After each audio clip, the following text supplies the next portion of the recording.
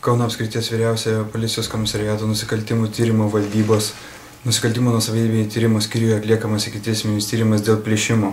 Įvykdyto šių metų spalio 5 dieną apie 18:20 min.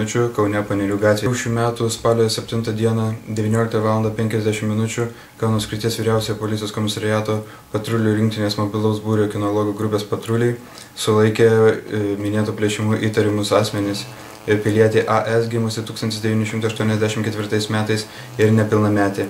Abu asmenys yra uždaryti į Kauno apskrities vyriausiojo policijos komisariato areštinę.